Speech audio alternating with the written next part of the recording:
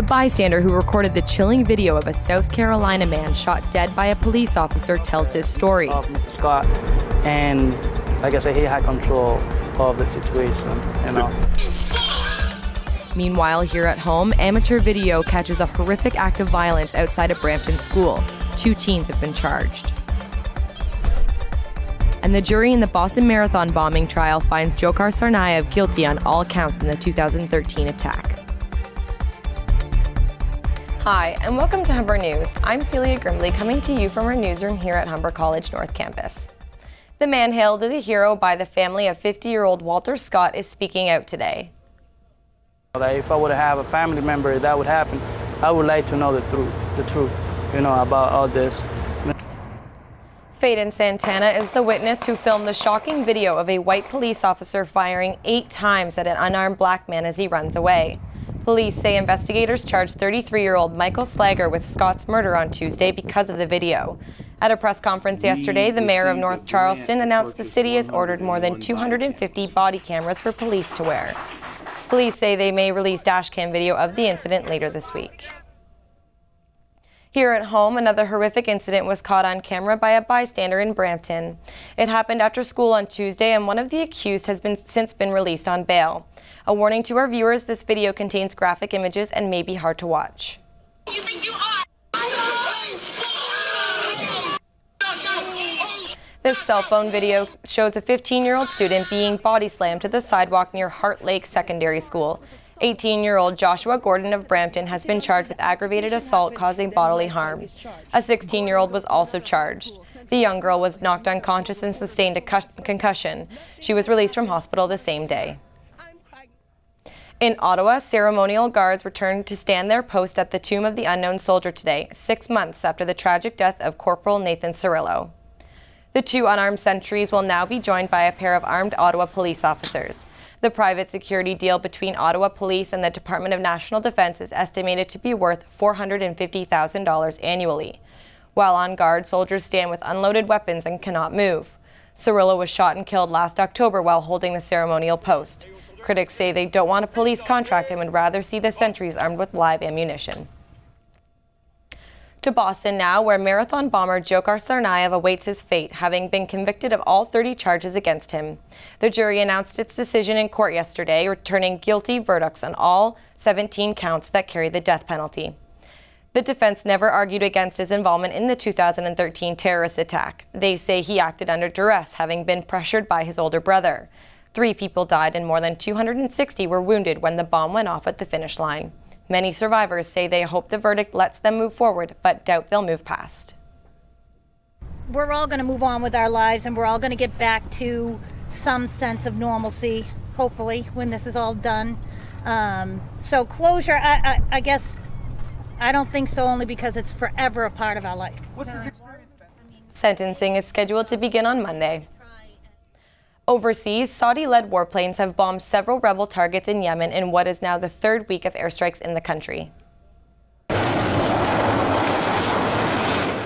Video footage shows missile strikes against several targets, including an ammunition facility and air defense site. Saudi Arabia and other Sunni Muslim states have joined forces against the Iranian allied rebels who have taken power over much of the country. Rebels loyal to the former president took the capital back in September, forcing Yemen's current leader to flee. Western and Arab world leaders, meanwhile, are calling for a pause in the fighting. They want access for humanitarian aid and the beginning of diplomatic talks between the warring factions. The World Health Organization says tens of thousands of families have been displaced since the fighting started. Turning to other news, U.S. President Barack Obama wants to end conversion therapy for LGBTQ minors.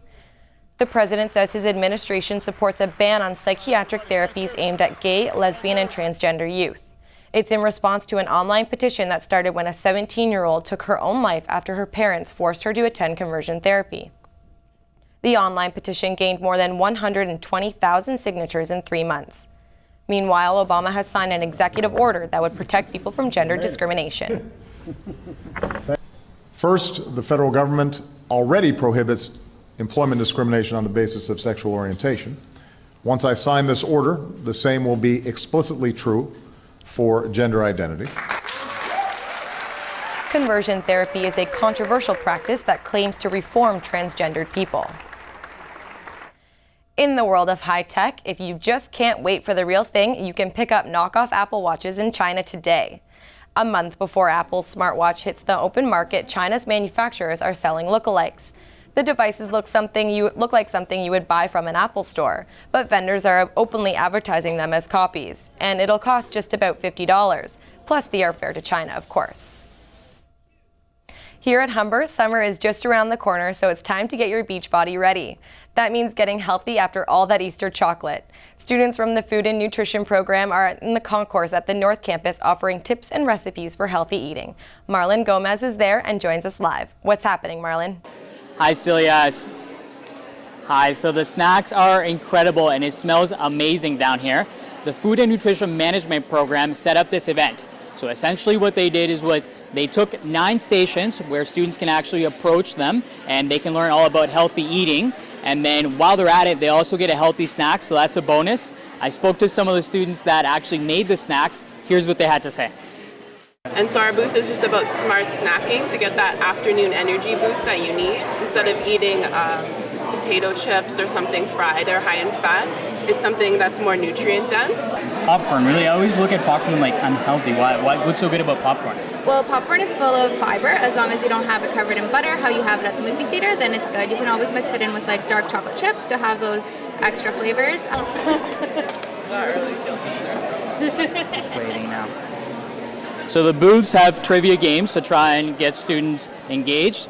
There's a booth that teaches you what to have for breakfast. There's another one that shows you what snacks to have in the afternoon when people need that second boost and they really need to get through the day. So I'm here with Lucia Weiler. Lucia, how you doing? Fine, thanks. Nice to see you. She's a registered dietitian instructor here at Humber, and she's going to talk about some of these snacks here that we brought out. So let's start out with the chickpeas. I know this was at one of the commuter booths. Tell me, why are these so good for you? Chickpeas are awesome. They are such a healthy little snack, and the students made them nice and crunchy, so they fill that snack gap in the commuter's day. So they were a terrific recipe and really good for you. Nice. So what about these? These are interesting. These are kale chips. So, why should I grab these instead of a Doritos or maybe Lay's chips? Kale is a vegetable. It's so awesome.